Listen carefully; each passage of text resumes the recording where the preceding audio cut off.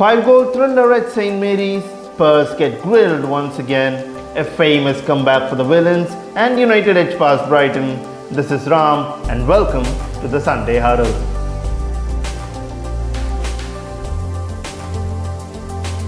So today we are going to be looking at the games that happened during Sunday. Some of them were interesting, some of them were a bit boring, 2 comeback stories and a Man United story. So let's get into the video. Before we get into the video though, just a little clarification. I will be picking out the game that I liked the most during this weekend. So make sure to mention your favorite game in the comment section below.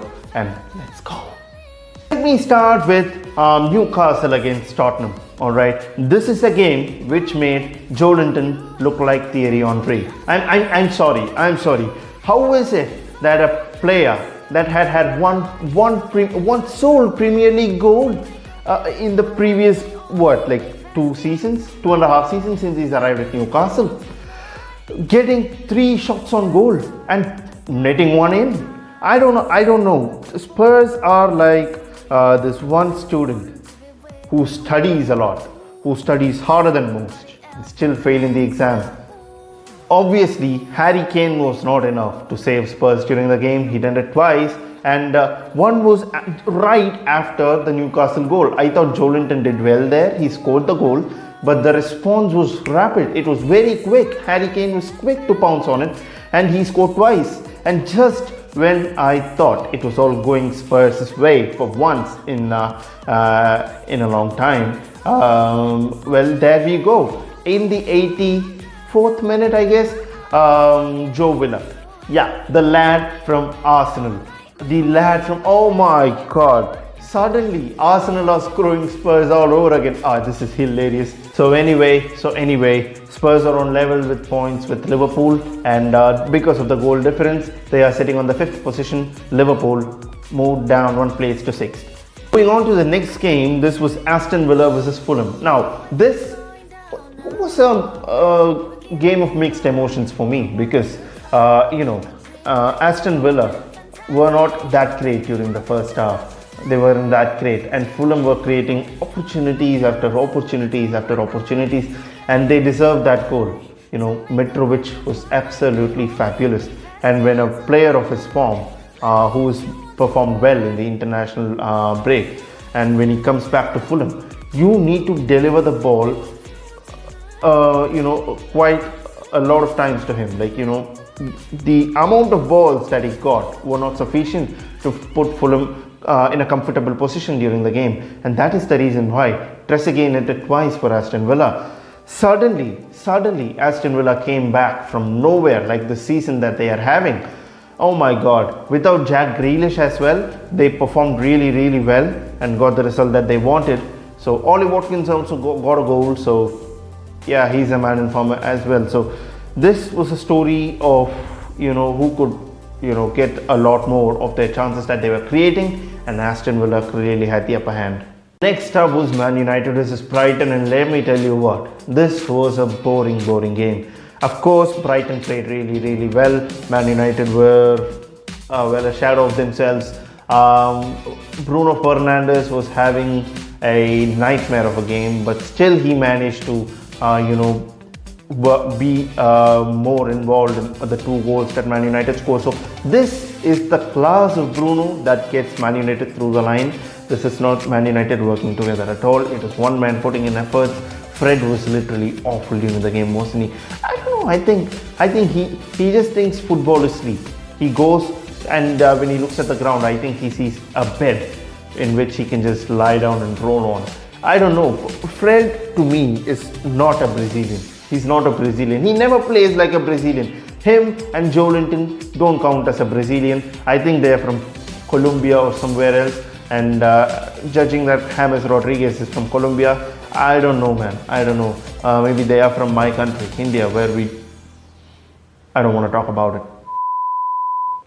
So anyway, Man United scraped through a win. Again, this is so annoying being a Liverpool fan, but they did scrape through a win. Congratulations to them. And Mason Greenwood netted the goal that would take them over the line. The game of the week for me definitely has to be Southampton versus Burnley. What an entertaining game. The first half is enough. The first half alone is enough. It was much better, much better. And most guys don't tune in here to watch Southampton play Burnley or when the other teams are involved as well.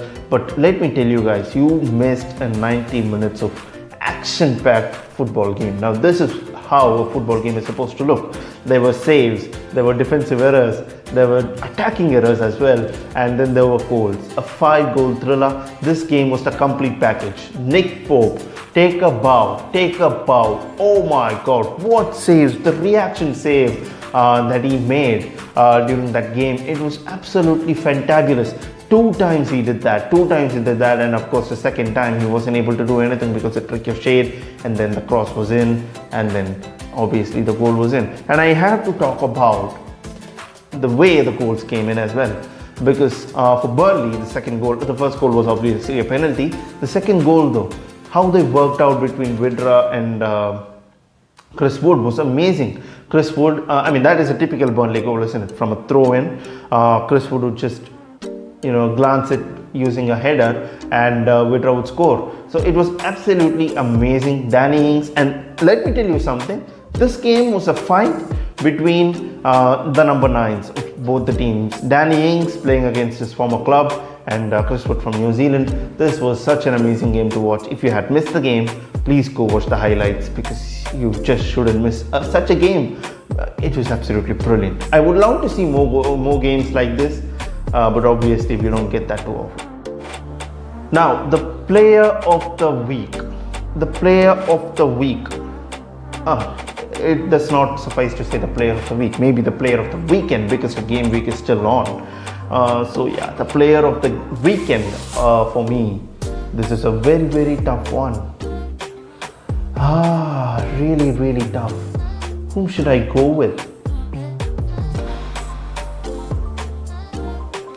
The best I've seen so far is probably, let me name the top 3 so that it makes it all the more easier for me. Up in third, I don't want to be biased about Liverpool, but come on, Fabinho had an amazing game, yeah. Fabinho had an amazing game, so I'm putting Fabinho at third, and at number 2, I'm putting Danny Ings. The way that he worked for that goal, going past Ben Mee, running over, and then, just not making, oh my God, that was amazing, going past Nick Pope like that. So I'm putting Danny Ings at number 2, but whom do I go for number 1? This is absolutely straightforward. Okay, so for number 1, I've decided it's going to be Matheus Pereira. Given where his club was, it was a must-win game for them, and they went to Chelsea and they just absolutely battered Chelsea for a 5-2 win. So yeah, Matheus Pereira for me is the number 1. Leave your comments in the comment section below, and let me know who was the player of the weekend for you during this game week. So until next time, I'll see you in a bit, because so we still have Everton and Crystal Palace and West Ham against Wolves coming up. Let me just get the score lines quickly out there. I think West Ham will win 2-1 against Wolves, and Everton against Crystal Palace. I think Crystal Palace is going to win here. Crystal Palace is going to surprise everybody, but I'm not quite sure of that as well. It's a bit of a tricky one, but yeah, I'm backing Crystal Palace to win this 2-1. That's the end of the video, lads. If you did like this video, please leave a comment below, hit the subscribe button and hit the notification bell icon, and hit that like button. It won't take much of your time. But anyway, until tomorrow, where I'll be bringing on the Champions League predictions for this week. So let me all see you guys tomorrow. So until next time, ciao.